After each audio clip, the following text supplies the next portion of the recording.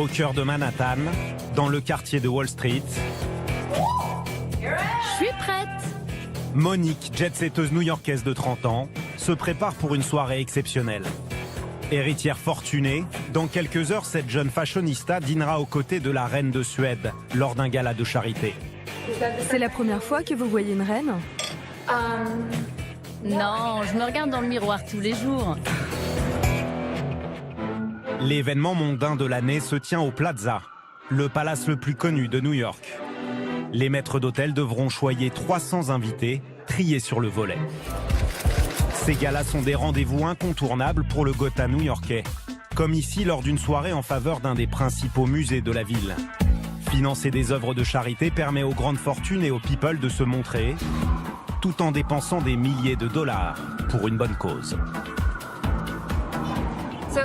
Pour le gala de ce soir, il faut compter environ 50 000 $ la table. C'est un prix plutôt classique pour un gala de charité à New York. Au Plaza, la reine de Suède et les autres invités font leur entrée.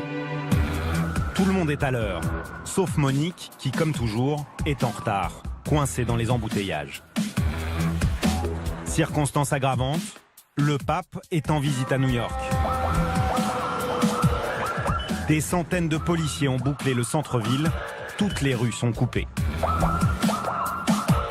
Excusez-moi, je suis attendue au gala de Childhood au Plaza. S'il vous plaît, ne restez pas là. Circulez. Continuez d'avancer.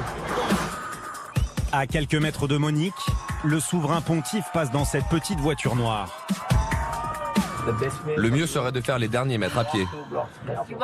Vous voulez marcher pendant 100 mètres avec mes chaussures dans cette robe? Pour chaque gala, la jeune héritière porte une tenue différente. Ce soir, c'est une robe d'un créateur italien à 5 000 €. Et c'est sur ses talons aiguilles qu'elle parcourt les derniers mètres.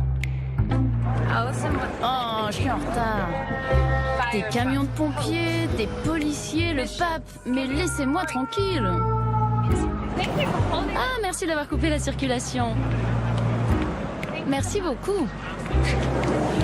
Ça y est, on y est. 40 minutes de retard, Monique n'aura pas le droit à sa photo aux côtés de la reine.